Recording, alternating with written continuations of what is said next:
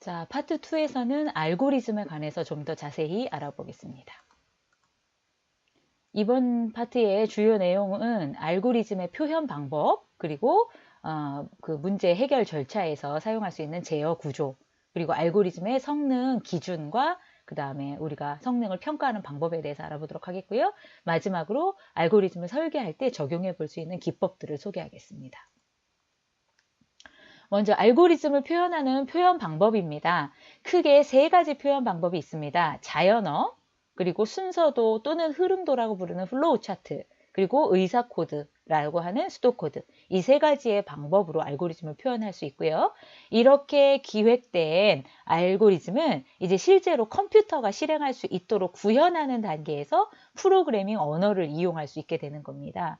그래서 이제 우리가 앞으로 알고리즘의 표현 방법을 설명하기 위해서 프로그램 간단한 그 문제의 예를 들어서 설명을 드릴 건데요. 두 개의 수를 각각의 기억 공간에 저장을 해놓고 이 저장된 두 개의 수를 더해서 제3의 기억 공간에 그 더한 결과를 저장한 후에 보여주는 그런 문제에 대한 알고리즘으로 예를 들어서 이 표현 방법을 설명해 보겠습니다. 먼저 자연어입니다. 앞서서 문제에 관해서 이제 설명을 드렸죠. 문제를 간단히 우리가 추상화시켜서 이야기를 해보면 두 개의 숫자를 더해서요. 더한 결과를 만들어서 보여주는 그런 일을 하고 싶은 겁니다. 그런데 두 개의 수를 더한다고 했을 때 컴퓨터적인 관점으로 본다 그러면 수라는 것이 그냥 수 이렇게 나타내질 수도 있지만 수나 데이터라는 것은 기억 공간에 저장이 되는 형태로 컴퓨터가 활용을 하거든요. 그래서 수를 기억 공간에 저장을 해놨다가 저장된 수를 이제 덧셈하고 뭐 보여준다. 이런 측면에서 생각을 하시면 됩니다. 자, 그래서 자연어로 표시를 하게 되면 이 일의 절차를 이렇게 표시가 됩니다. 알고리즘 시작이라고 표시를 해주고요. 여기서부터가 이제 일의 처리 절차의 시작이라는 걸 알려주기 위해서 이렇게 표시를 한 것 같습니다. 그리고 어떤 기억 공간, 그 기억 공간에 이름을 붙이는데요. A라고 이름을 붙였는데 거기에 숫자 5를 먼저 저장을 하겠다. 이게 첫 번째 단계고요. 두 번째 단계에서는 또 다른 기억 공간 B에 숫자 4를 저장하겠다. 이게 두 번째 단계입니다. 그리고 세 번째 단계에서는 기억 공간 A와 B에 저장되어 있었던 값들을 가져다가 더하고 그 더한 값을 기억 공간 C에다 저장하겠다. 여기에서는 하는 일이 좀 많아 보이죠? A에 있는 거 가져오고 B에 있는 거 가져와서 더하는 역할도 하고 그 더한 값을 기억 공간 C에다 저장하는 일까지 합니다. 이 일은 일의 절차이기 때문에 이 알고리즘을 기획하는 사람이, 설계하는 사람이 기억 공간 A와 B에 저장된 값을 더한다까지 끊고요. 그 더해서 만들어진 값을 기억 공간 C에 저장한다. 이렇게 두 단계로 나누어도 무방한 겁니다. 지금 이 예제에서는 그렇게 이제 요런 예제로 보여준 거고요. 마지막으로 기억 공간 C의 값을 보여준다. 어디에다 보여주는지 모르겠지만 일단 보여준다. 그리고는 알고리즘이 여기까지 끝나는 거다. 그래서 알고리즘 기술의 끝. 이렇게 작성을 하는 겁니다. 이렇게 자연어라는 것은 우리가 일상적으로 사용하는 말이나 글을 이용해서 뭐를 한다 이렇게 적는 방식이에요. 그런데 이렇게 하게 되면은 장점이라고 본다면 어떻게 작업의 절차를 적어야 되는지를 굳이 별도로 배울 필요가 없는 거죠. 습득하거나 사용하는데 그냥 너무 자연스럽게 편리합니다. 그런데 단점이라고 한다면 말이나 글이 지니는 그 애매모호한 성질 때문에 그 알고리즘이 가져야 되는 명확성이라는 특징이 있다고 그랬어요. 무엇을 어떻게 해야 되는지 명확하게 기술을 해야 한다고 했는데 그게 애매모호한 표현으로 나타낼 수 있는 그런 우려가 있기는 합니다. 두 번째 방법은 굉장히 많이 사용되는 방법인데요. 순서도 또는 흐름도라고 말하는 이런 기호적인 형태를 사용하는 겁니다. 그래서 보시면은 여기 앞서서 설명드렸던 문제를 기술하는데 기호를 이용한 거예요. 그래서 이렇게 원형, 타원형으로 된 부분은 시작과 끝을 나타낼 때 사용될 수 있는 기호이고요. 사각형, 직사각형으로 된 이 도형은 이 직사각형 안에 기술되어 있는 어떤 절차, 처리를 하는 단계입니다. 그래서 A라는 기억 공간에 숫자 2를 넣어라 라는 이런 기호화해서 표현하고 있죠. 그 다음에 B라는 기억 공간에 숫자 3을 넣어라. 그리고 나서 A와 B에 있는 값을 더해서 C라는 기억 공간에 넣어라. 이렇게 처리하는 과정을 보여주고 있고요. 마지막으로 이렇게 이거 뭐라지 평행사변형 모양으로 되어 있는 이런 도형은 그 어떤 기억 공간에 저장되어 있는 값을 이렇게 보여주는 그런 역할을 하는 그렇게 기술할 수 있는 형태입니다. 그래서 C라는 기억 공간에 계산 결과 값이 들어있으니 그 계산 결과 값을 보여줘라. 이런 식으로 각각의 절차들을 기술을 하고요. 그 다음에 순서를 나타내기 위해서 시작 다음에 처리문 이렇게 화살표로 이 일의 순서들을 표현하는 방식입니다. 이런 방식을 순서도 또는 흐름도라고 합니다. 그래서 순서도는 그래픽적인 표현 방법이고요. 각 동작을 그 모양이 서로 다른 도형으로 표현을 하게 되고 그 다음에 단계는 화살표로 표시하도록 이렇게 되어 있고요. 장점이라고 한다 그러면 판독하고 표현하는 것이 쉽습니다. 뭐 표현보다도 판독하는 것이 굉장히 쉽습니다. 이렇게 한눈으로 볼 때에 뭐하고 하는 그 순서들이 굉장히 직관적으로 들어올 수가 있도록 되어 있습니다. 그런데 이제 단점이라고 한다 그러면 이 해야 되는 일의 절차가 길어지거나 처리할 일의 규모가 커지게 되면 이 화살표의 연결이 굉장히 복잡해질 수가 있고요. 그래서 대규모의 알고리즘을 표현하기에는 복잡도가 증가하게 되는 문제가 있어서 적절하지는 않은 방법입니다. 세 번째 방법은 의사코드, 수도코드라는 방식입니다. 보시면은 컴퓨터 프로그램이 실행할 수 있는 작업 단위를 이용해서 순서를 작성을 하는 거예요. 보시면은 어떤 프로그램이라고 해서 이제 컴퓨터가 수행할 수 있는 작업들의 단위이기 때문에 시작과 끝 부분을 프로그램이라는 단어로 끝을 end라는 단어로 표현을 했고요. add 하는 것을 여기에다도 써주고 여기에다도 써줌으로써 두 개가 이렇게 매핑이 되잖아요. 그러니까 이 줄에서부터 이 줄까지가 하나의 논리적인 처리 절차의 단위이다라는 것을 보여주도록 쓰고요. 그리고 나서 아까 순서도에 표현되어 있었던 작업하는 그 각각의 처리문들이 있었잖아요. 그 처리문들을 이렇게 순서대로 적어주는 겁니다. 그리고 출력하는 그 기억 공간에 있었던 값을 보여주는 그 문장을 print라는 영어 단어를 써서 이렇게 보여주도록 한 겁니다. 이 의사 코드는 특정 프로그래밍 언어의 그 문법, 그 언어의 사용법에 의존적이지 않고요. 일반화시켜서 그냥 영어 방식으로 여기서부터 이런 식으로 처리를 하는 것이다 라는 것을 나타내는 그런 표현 기법입니다.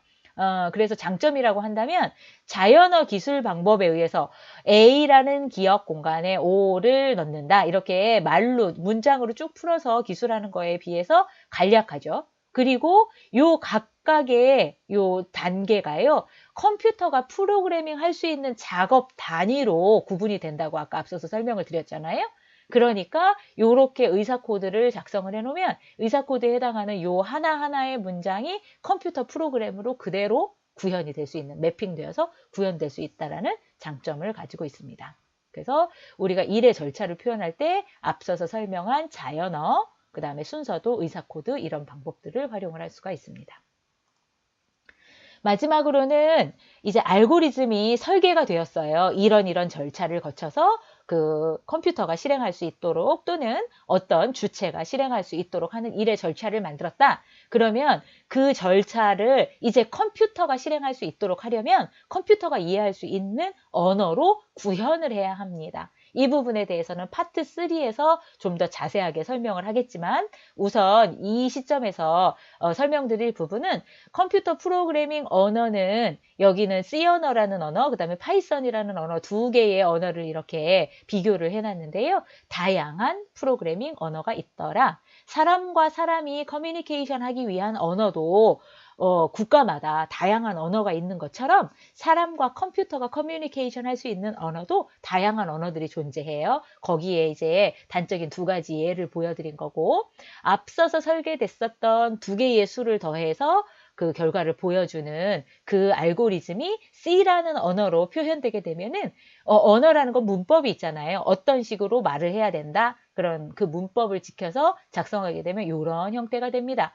그 다음에 파이썬이라는 언어로 작성하게 되면 이런 형태가 됩니다. 약간은 뭔가 복잡도의 차이도 있어 보이고 사용하는 이런 사용법에도 좀 차이가 있어 보이죠. 그래서 프로그래밍 언어를 이용해서 알고리즘을 기술하는 경우에는 장점이라고 한다면 프로그래밍하는 문법과 일치하기 때문에 이미 컴퓨터가 실행할 수 있는 형태로까지 다 구현이 된 거예요. 그래서 이 알고리즘이 이 처리 절차가 제대로 만들어진 것이냐 하는 걸 컴퓨터를 이용해서 실제로 해볼 수가 있습니다. 나머지 앞선 3가지 방법은 검증해 볼 수 있는 그런 방법은 사실 없었죠. 근데 프로그래밍 언어로 구현을 하게 되면 검증이 가능한데요. 단점이라고 한다면 이런 알고리즘을 매번 프로그래밍 언어로 적게 된다고 할 때 그 해당 프로그래밍 언어에만 종속되는 문제가 있어요. 그러니까 여기서 보시면은 예를 들어서 C 언어와 파이썬 언어는 거의 유사한 언어기는 한데요. 이 언어의 그 단위 작업 또는 구조들이 서로 다른 프로그래밍 언어가 있거든요. 그래서 하나의 프로그래밍 언어를 기준으로 해서 알고리즘을 쭉 기술을 해놓는다. 그러면 그게 다른 프로그래밍 언어로 변환되어야 될 때 딱 매핑되지 않는 그런 문제가 있을 수 있다는 겁니다. 자, 이렇게 해서 알고리즘을 어떤 형식으로 표현하고 기술하느냐 하는 방법론에 대해서 알아봤고요. 이번에는 그 알고리즘에 포함되어 있는 제어 구조라는 것을 알아보도록 하겠습니다. 이것이 알고리즘을 이해하는 데 매우 중요하고 핵심적인 부분이라고 볼 수 있을 건데요. 알고리즘이란 일을 하는 절차적인 표현이라고 그랬잖아요. 그래서 어떤 작업을 어떤 절차에 의해서 작업을 한다라고 하는 그 작업 절차를 표현하는 것이라고 했는데요. 그 작업 절차라는 것이 가장 기본이 되는 작업 절차는 순차적인 작업입니다. 그러니까 순차적인 작업이라 하면 뭐 하고 그 다음에 뭐 하고 그 다음에 뭐 하고 이렇게 일련의 순서를 가지도록 하는 작업의 순서, 제어 구조인 거죠. 이게 가장 기본적인 알고리즘의 제어 구조예요. 그런데 순차적인 구조만 가지고는 우리가 표현하고자 하는 일의 순서나 논리를 다 표현하기가 어렵습니다. 그래서 거기에 추가적으로 선택적인 작업, 그리고 반복적인 작업이라는 것을 추가를 하게 되면은 우리가 표현하고 싶은 그 작업의 논리 그리고 거기에서 작업의 순서들을 자연스럽게 아주 광범위하게 다 표현을 할 수가 있게 됩니다. 그래서 보시면은요. 선택적 작업이라고 한다면 이 화살표 위에까지는 어떤 순차적인 작업이 차례 이루어져 왔어요. 그리고 그 다음 작업에서 어떤 작업을 수행할 것인가를 결정을 해야 하는데 무조건 작업 1 또는 작업 2를 다 수행하는 것이 아니라 조건을 봅니다. 그 조건에 따라서 지금까지 실행되어 있었던 그 작업의 중간 상태가 있을 거 아니에요. 그 중간 상태가 어떤 조건이냐에 따라서 그 상태가 어떠하냐에 따라서 작업 1을 그 다음 단계에서 수행을 하거나 작업 2를 그 다음 단계에서 수행하거나 이렇게 선택적으로 골라서 작업을 할 수 있는 구조를 나타낼 때 선택적인 작업 구조를 활용을 합니다. 이 경우에는 작업 1과 작업 2가 동시에 수행되는 경우는 없는 거죠. 1이 수행되거나 2가 수행되거나 둘 중에 하나가 선택될 수 있도록 하는 그런 구조를 말합니다. 세 번째는 반복적인 작업 구조인데요. 어떤 작업을 한 번만 하는 것이 아니라 이제 여러 번 실행을 해야 돼요. 그러려고 보면 순차적인 작업 구조를 나타낸다면 작업, 그 다음에 또 작업, 그 다음에 또 작업 이렇게 나타낼 수 있는데 그 몇 번을 반복하게 될 것이냐 하는 것이 꼭 미리 정해져 있는 것이 아니라 실행을 해보면서 얼마만큼의 반복을 해야 될 것인가 하는 것이 결정되어야 될 필요가 많습니다. 우리가 이 일에 대한 처리 그 절차를 개발을 할 때 말이에요. 그렇기 때문에 반복 작업에서는 이제 위에까지 쭉 처리된 어떤 상태에 따라서 조건이 생겼잖아요. 그 조건이 만족을 하면 작업을 하는 거고요. 그리고 다시 돌아가서 조건이 여전히 만족을 하면 작업을 하는 거여서 우리가 작업을 그만둘 조건에 이르기 전까지는 이 작업을 계속해서 반복하도록 할 때 반복적인 작업 구조가 필요합니다. 특히 컴퓨터 내부적으로는 그 반복적인 작업이라는 것이 굉장히 중요한 작업 제어 구조 중에 하나예요. 그래서 이런 순차적인 작업, 선택적인 작업, 반복 작업을 섞어서 우리가 어떤 문제를 해결하는 그 전체의 절차를 기술하도록 하는 제어 구조로 활용을 합니다. 그래서 그 제어 구조의 예제를 이제 한번 보시면은요. 여기에서 얘가 누구죠? 다람쥐가 하나 있는데 이 밀폐된 공간 안에 다람쥐가 있고 이 공간 안에서 이렇게 한 칸씩 다람쥐는 움직여 갈 수 있는데 어느 위치에 도토리가 있어요. 이 도토리를 주워서 이렇게 주울 때까지의 그 작업의 순서를 어떻게 기술할 것이냐 하는 것인데요. 오른쪽에 우리 이게 뭐죠? 흐름도로 이렇게 표현을 해놨죠. 그래서 보시면은 흐름도에 항상 시작에는 시작이 있고 끝에는 끝이 있습니다. 시작하면 이 다람쥐가 해야 되는 일은 먼저 조건을 보는 거예요. 앞에 도토리가 있냐? 바로 앞에 칸에 도토리가 있느냐? 그랬을 때 앞에 도토리가 있는 경우 예일 수도 있고요. 앞에 도토리가 없는 경우 아니오일 수도 있잖아요. 이때 할 일이 이제 나뉘는 거죠. 그래서 만약에 앞에 도토리가 있다 그러면 그때 할 일은 도토리를 줍는 거예요. 그렇죠? 그런데 아니면은요. 앞에 도토리가 없으면 여기로 가는 거예요. 이 도토리 줍기는 그냥 넘어가고 그 다음 단계에 앞으로 한 칸 이동하는 걸로 가는 거예요. 반면에 앞에 도토리가 있으면 일단 도토리를 주운 다음에 앞으로 한 칸 이동하는 거죠. 여기 그림에 보면은 도토리가 하나만 있잖아요. 그렇죠? 그런데 여기에 도토리가 이제 여러 개 있을 수 있겠다는 거죠. 그러면은 줍고 다시 앞으로 가고 이거를 계속 하려고 하는 거예요. 그래서 앞에 도토리가 있나? 그러면 예 하면은 도토리를 줍고 앞으로 가는 거고 도토리가 없다 그러면은 얘는 건너뛰고 앞으로 가도록 하는 이런 선택 구조로 나타낼 수 있고요. 그리고는 하나 도토리를 주었거나 또는 줍지 않고 앞으로 한 칸 이동했잖아요. 그 다음에는 뭐를 하느냐면 반복적으로 이 일을 할 거잖아요. 그 반복의 구조는 그래 놓고 앞에 벽면이 있는가 하는 걸 보는 거예요. 벽면이 있으면 이게 스탑할 조건인 거예요. 그래서 벽면이 있으면 예 하고 끝나면 되는 거고요. 앞에 벽이 있는가 했을 때 아니요. 벽이 아니잖아요. 그러면 벽을 만날 때까지 계속해서 반복을 하겠다는 거기 때문에 아니요 하면은 다시 여기로 돌아가서 앞에 도토리가 있는가 하는 다음 칸을 그렇게 보고 도토리를 줍는 그런 일의 처리 절차가 되는 겁니다. 이렇게 순서도로 나타낸 이 알고리즘의 제어 구조를 보시면 그 안에는 도토리 줍고 앞으로 이동하는 이 순서는 순차적인 구조죠. 차례차례 수행하는 것. 그런데 앞에 도토리가 있느냐에 따라서 도토리를 줍거나 그냥 지나가거나 하는 것은 선택적인 구조에 해당하는 거고요. 벽면이 있을 때까지 벽면이 아니라 그런다면 반복하고 벽면이 있으면 그제서야 그 전체 반복을 끝내는 이런 반복 구조가 하나의 알고리즘 안에 다 융합되어 있다는 것을 보실 필요가 있어요. 자, 이렇게 해서 알고리즘을 나타낼 때 사용할 수 있는 방법론들 그리고 알고리즘을 구현할 때 사용될 수 있는 제어 구조에 대해서 알아봤고요. 이번에는 알고리즘의 이제 성능에 관해서 알아보겠습니다. 알고리즘이 문제를 해결하는 다양한 알고리즘이 존재할 수 있다 그랬잖아요. 그러면 어떤 알고리즘을 취사 선택할 거냐? 어떤 방법으로 내가 이 문제를 해결하기 시작할 거냐? 컴퓨터한테 어느 알고리즘으로 이 문제를 실제로 해결하도록 할 거냐 하는 것을 선택할 때 성능 기준이라는 게 필요할 수 있겠죠. 그래서 나는 어떤 기준이 나한테는 더 중요하다. 이것은 사람마다 또는 시스템마다 문제마다 다를 수도 있어요. 근데 큰 두 가지 기준을 본다 그러면 시간과 공간을 기준으로 볼 수 있거든요. 그래서 시간의 기준은 결과가 나올 때까지 어떤 알고리즘이라는 걸 실행하면 반드시 결과가 만들어져야 된다 그랬잖아요. 그래서 결과가 나올 때까지 실행 시간이 짧은 것이 좋다. 이런 좋은 알고리즘이다. 이렇게 평가하는 성능 기준이 하나 있을 수 있습니다. 똑같은 일을 하는 두세 개의 알고리즘이 있을 때 어느 게 빨리 수행하느냐 하는 기준을 말하는 거죠. 두 번째는 공간적인 기준이 있을 수 있어요.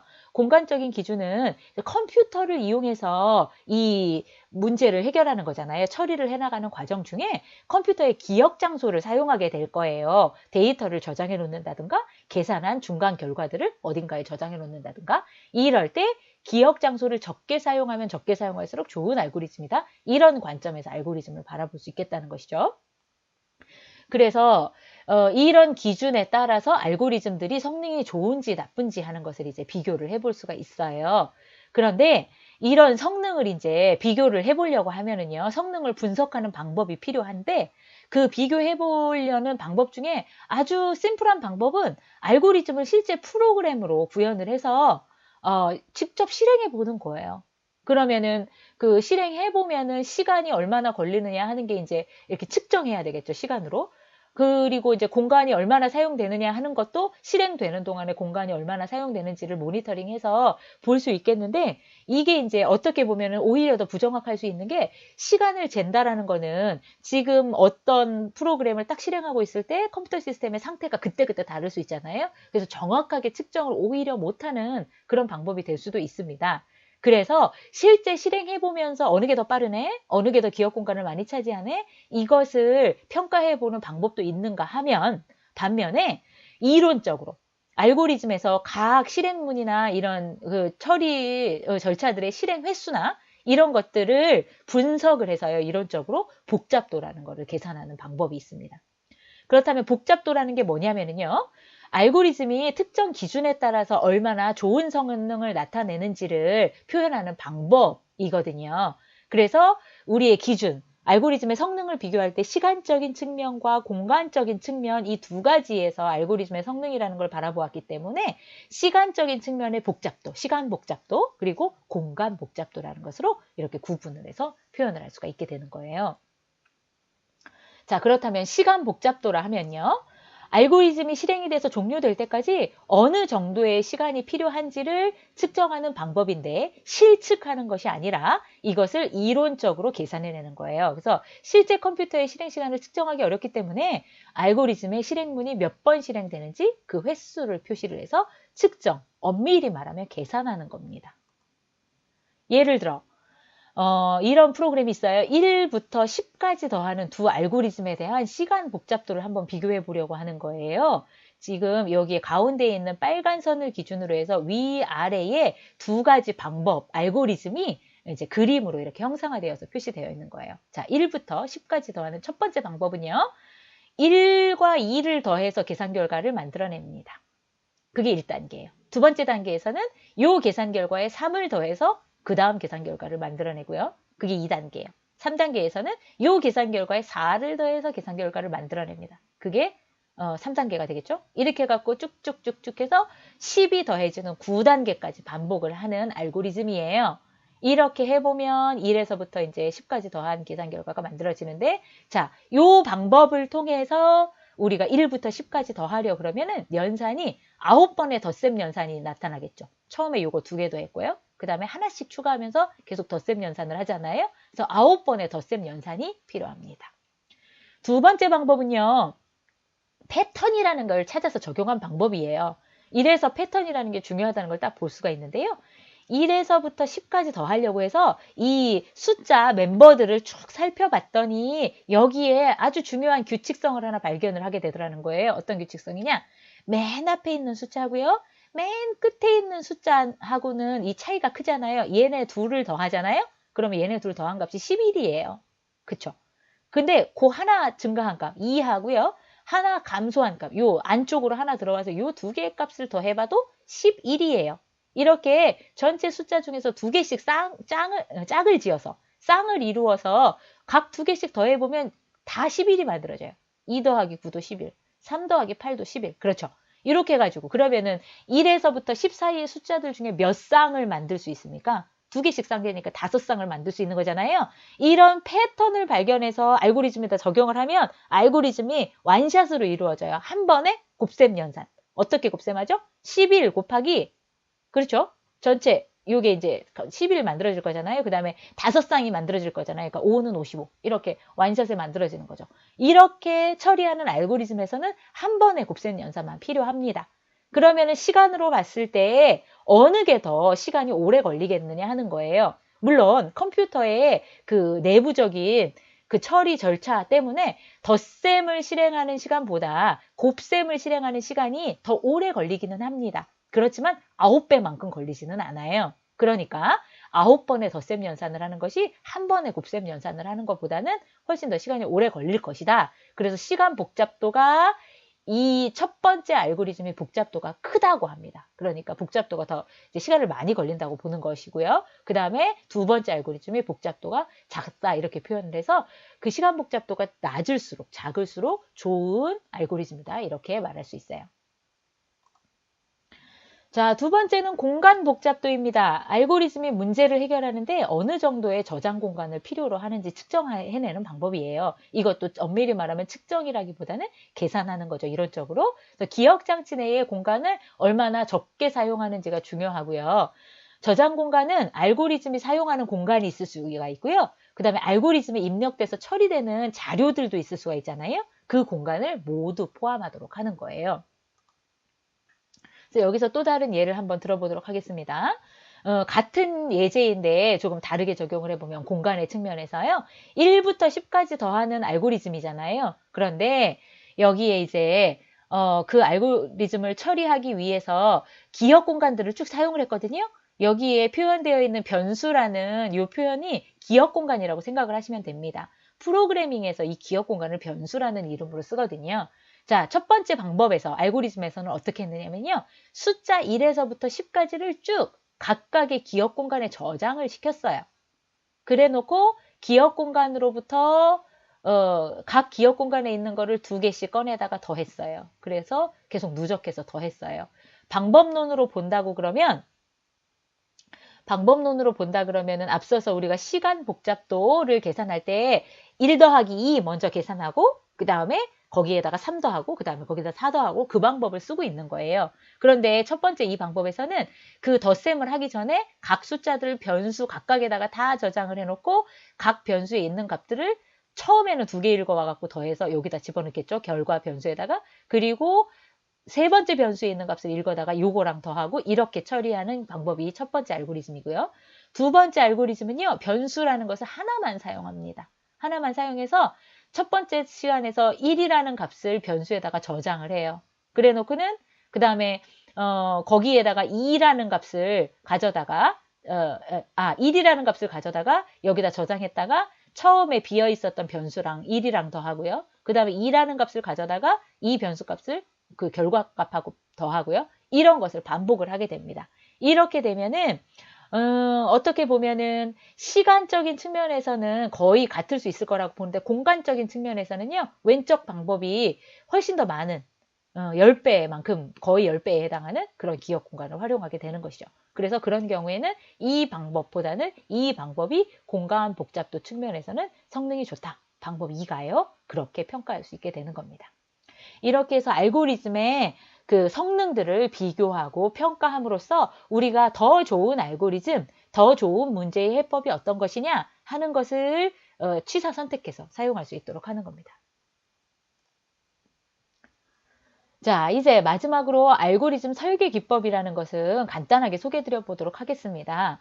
이제 우리가 어떤 문제를 해결하려고 그래요. 그런데 그 문제에 대한 처리 절차를 설계해내는 것, 그것이 알고리즘이잖아요. 그런데 그냥 아무것도 없는 뭔가 가이드라인이라든가 툴이라든가 그 아이디어를 제공해 줄 수 있는 실마리가 없는 상태에서 그 문제를 해결하는 해결책을 찾아낸다는 건 참 어려운 일일 거예요. 그렇기 때문에 조금 알고리즘을 설계하는 데 도움을 주기 위해서요. 기존에 개발되어 있었던 좋은 알고리즘들이 많아요. 어떤 문제를 해결하는데 이런 방법으로 처리를 했더니 시간과 공간의 측면에서 우수하더라. 이런 알고리즘들이 알려진 것들이 굉장히 많거든요. 그런 좋은 알고리즘들 사이에 공통점을 찾아보는 거예요. 그랬더니 문제를 해결하는 접근 방법을 이런 식으로 하는구나 라고 그 존재하는 공통점, 즉 기초가 되는 방법, 그 공통점을 통해서 이렇게 문제 해결을 접근하면 되겠구나 하는 것을 활용을 하면 새로운 알고리즘을 개발할 때요. 시작점이 될 수도 있고 그럼으로써 그 시간과 노력을 줄일 수가 있습니다. 그래서 대표적인 알고리즘 설계 기법들이 있거든요.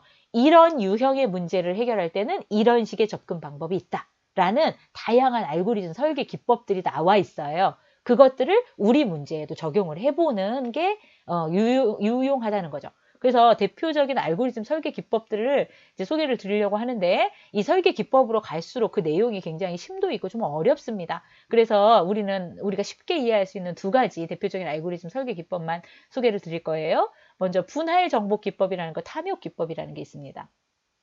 분할 정복 기법이라는 것은 우리 앞서서 그 컴퓨팅 사고의 핵심 요소 중에 분해라는 것 배우셨죠?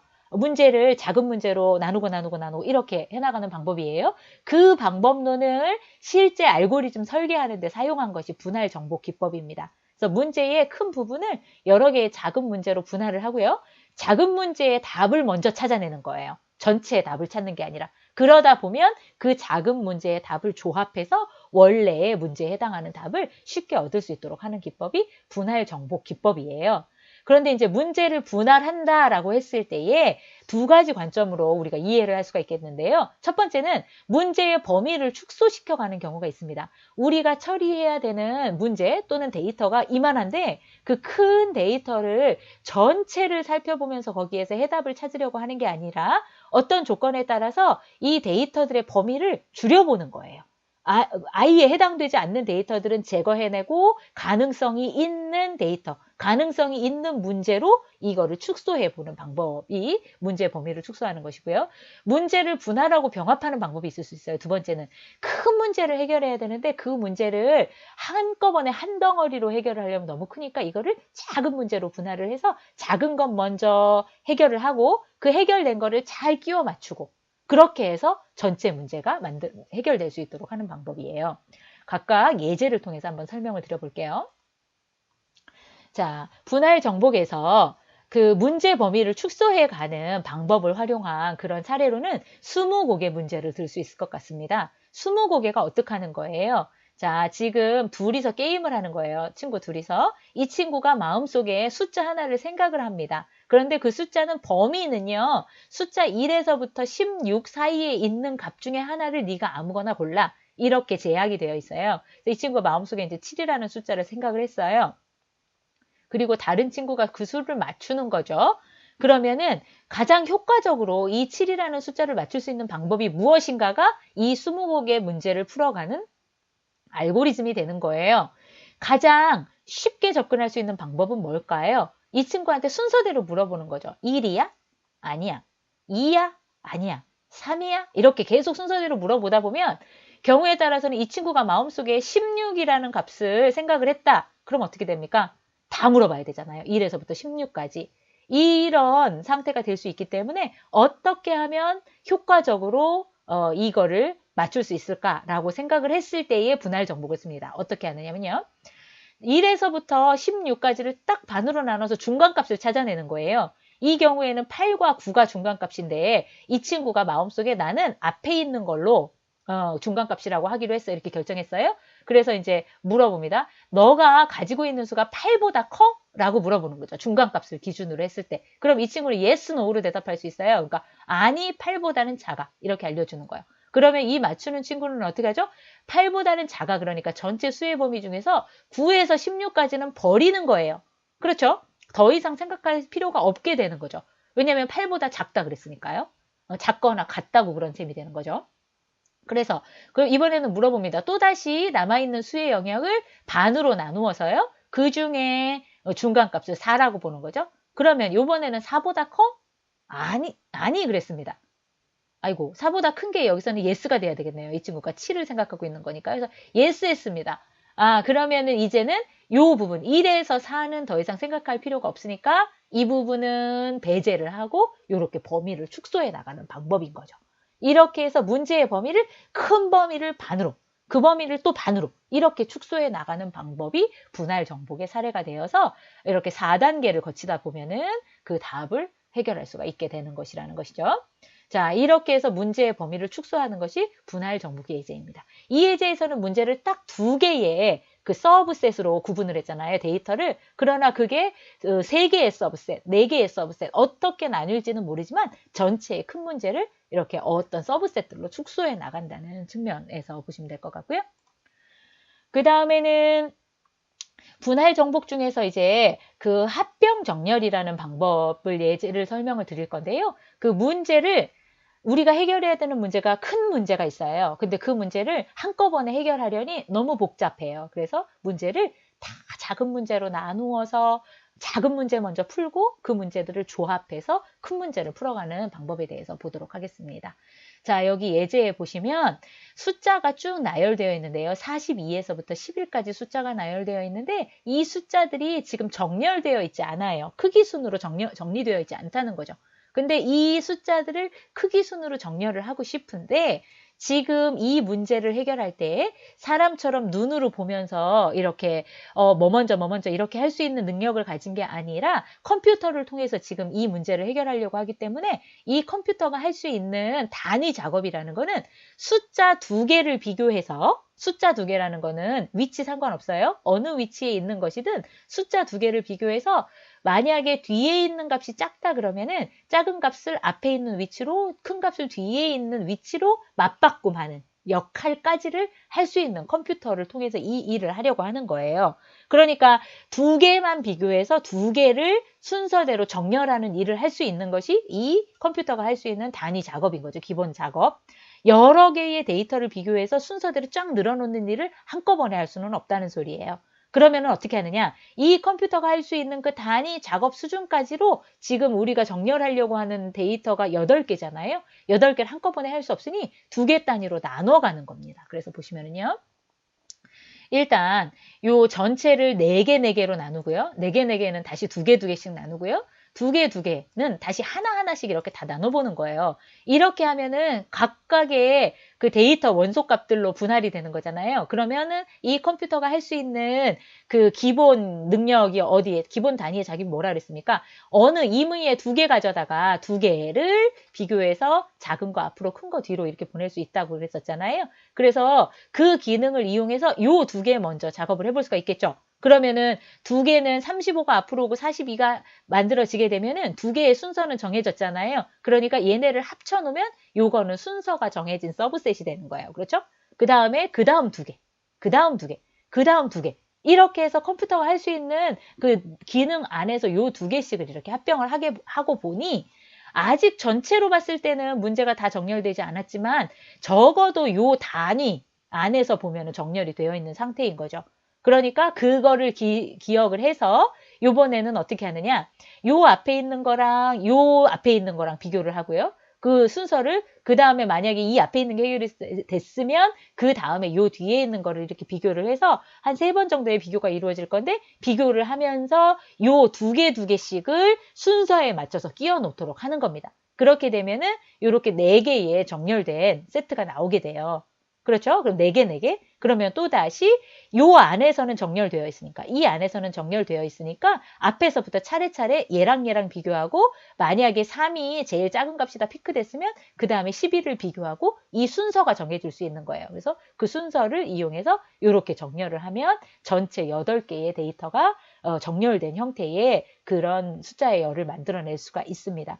이렇게 해서 처음부터 여기에 있는 것들을 하나씩 비교하면서 이렇게 하는 방법도 있겠지만 이 문제를 가장 작은, 처리될 수 있는 가장 작은 단위로 나누고 그 처리된 가장 작은 단위의 그 데이터 또는 문제를 가지고 해결하고 조금 더 큰 단계로 해결하고 조금 더 큰 단계로 이렇게 합병해 나가는 과정, 이런 과정을 거쳐서 정렬하는 방법 우리가 합병 정렬이라고 하고요. 이것이 분할 정복해서 문제를 분해해서 해결하는 예제가 될 수가 있는 것이죠. 그래서 어떤 문제를 만났을 때 우리가 이제 이런 설계 기법, 분할 정복이라는 설계 기법이 이런 예에서 적용됐었던 것들이잖아요. 그러면 내가 해결하려고 하는 문제가 있는데 이 문제도 이런 분할 정복의 기법을 적용해서 해결을 할 수 있을까라는 측면에서 그 알고리즘의 설계를 시작해 보도록 하면 도움이 된다라는 얘기예요.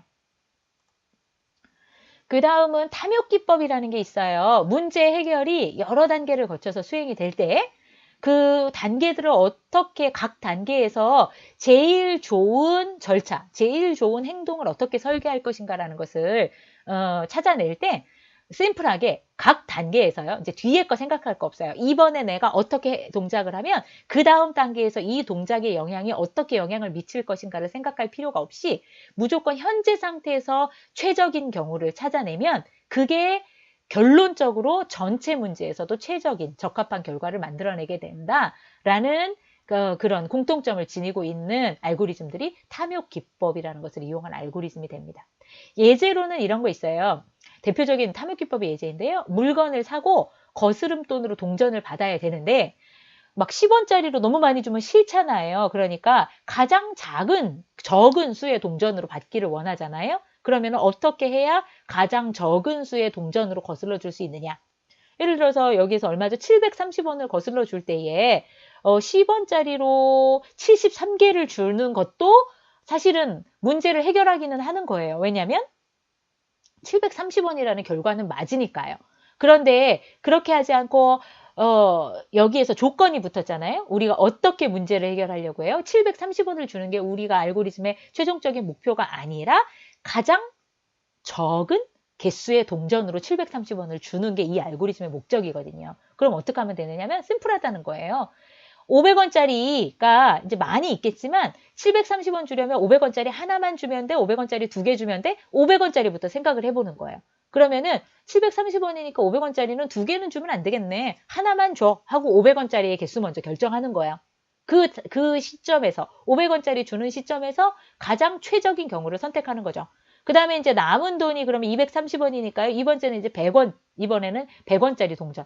그러면 100원짜리는 230원이니까 두 개 주면 되겠네. 이렇게 해서 100원짜리 두 개를 주고요. 그 다음에는 이제 30원 남았으니까 10원짜리 동전을 세 개 주면 되겠네. 이렇게 하고 남아있는 금액이 없으니까 이렇게 해서 문제가 끝나게 되는 이런 문제입니다. 500원짜리 주는 시점에서 예를 들어서 내가 거슬러 줄 돈이 1,300원이라고 해볼게요.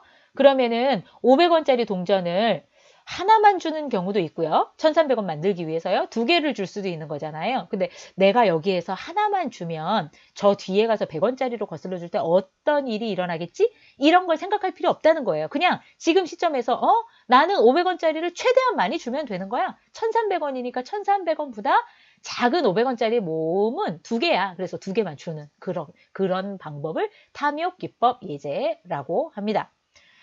이런 기법을 적용한 또 다른 재밌는 그 예제 중에 하나가요. 뭐 냅색 프로블럼이라고 불리는 그런 예제들도 있어요. 근데 이제 냅색 프로블럼이 조건을 주기에 따라서 다양한 문제들이 있는데 이런 거예요. 도둑이 어느 집에 들어갔단 말이죠. 그랬는데 값 나가는 물건들이 굉장히 많이 들어있어요. 그 집안에. 그러면은 그거를 자기가 이제 가지고 간 그 자루 있잖아요. 그 자루 안에다가 그 값 나가는 물건을 이렇게 집어넣으려고 하는 거죠. 그랬을 때에 어떻게 해야 가장 많은 금액의 물건을 이 주머니에다가 집어넣어서 나올 수 있겠느냐 하는 거예요. 그런데 조건을 줄 때에 예를 들어서 물건을 자를 수는 없다. 그 물건은 통째로 넣어야 된다. 이렇게 하면은 작고 비싼 물건들 먼저 이렇게 집어넣겠지만 거의 주머니가 차 갈 때쯤 어떤 물건, 부피가 큰데 값이 많이 나가는 물건을 넣어야 될지, 부피가 작은데 값이 좀 덜 나가는 물건을 넣어야 될지 이런 고민거리가 생겨지게 되는 거거든요. 그런 경우에 문제를 좀 심플하게 만들어 갖고 문제를 줄 때 주머니에다가 물건을 집어넣을 때 만약에 안 들어가잖아. 이 주머니에 그 용량에 넘어가게 되면 물건을 그냥 반으로 뚝 잘라서 와도 그 가치가 반에 해당하는 만큼은 받을 수 있어. 이렇게 한다 그러면 문제가 아주 심플해지는 거예요. 어떻게 하느냐면 무조건 비싼 물건 먼저 쑥 집어넣는 거죠. 그리고 맨 마지막에 들어갈 물건이 꼭 맞아떨어져서 주머니에 들어갈 수 있으면 좋은 거고 만약에 못 들어가면 맨 마지막에 넣는 물건을 뚝 잘라서 주머니 사이즈만큼으로 만들어서 가지고 오면 되는 그런 탐욕 기법을 적용할 수 있는 문제에 해당하게 됩니다. 그래서 이런 알고리즘 설계 기법들이라는 것이 기존에 어떻게 활용되고 있느냐 하는 것을 알게 된다. 그러면 내가 해결하고 싶은 문제에 이런 설계 기법들을 적용해 보는 것, 그래서 좋은 알고리즘을 만들어내게 될 수 있다는 것입니다. 자, 지금까지 알고리즘이라는 것에 대해서 이제 설명을 했는데요. 퀴즈로 한번 정리를 해보겠습니다. 먼저 알고리즘을 표현하는 방법 중에 기호를 사용해서 작업의 흐름을 나타내는 것은 순서도였습니다. 다음 중 알고리즘의 조건이 아닌 것은 무엇입니까? 저희가 입력 있어야 된다고 그랬어요. 있을 수도 있고 없을 수도 있고 그렇다고 했지만 알고리즘이라는 것은 입력에 관해서 감안을 해야 되는 거고요. 출력은 반드시 있어야 된다 그랬고요. 각각의 그 절차들이 명확하게 표현이 된다고 해야 됐습니다. 그래서 무한성이라는 것은 설명되지 않았고 오히려 유한성이라는 조건이 만족해야 된다고 했었고요. 3번 알고리즘의 실행 순서를 결정하는 제어 구조 중에서 시간적인 순서에 따라서 나타낸 구조 뭐하고 이렇게 시간적인 순서에 따라서 나타낸 구조를 순차 구조라고 했습니다. 이 순차 구조가 알고리즘에서 가장 기본이 되는 구조라고 말씀드렸어요. 마지막으로 알고리즘의 실행 순서를 결정하는 제어 구조 중 조건을 만족하는지 아닌지에 따라서 처리할 절차들을 나타내는 구조를 우리가 선택 구조라고 설명을 했습니다. 파트 2에 대한 요약을 살펴보겠습니다. 알고리즘을 표현하는 방법에는 자연어, 순서도, 의사 코드가 있습니다. 알고리즘은 입력, 출력, 유한성, 명확성, 그리고 수행 가능성이라고 하는 것이 아까 우리가 유효성이라고도 표현을 했었는데요. 이런 조건을 만족해야 합니다. 알고리즘의 실행 순서를 결정하는 제어 구조 중에서 시간적인 순서에 따라서 나타낸 구조는 순차 구조라고 했고요. 조건을 만족하는지 아닌지를 나타내는 구조를 선택 구조, 그리고 동일한 동작을 반복하는 구조를 반복 구조라고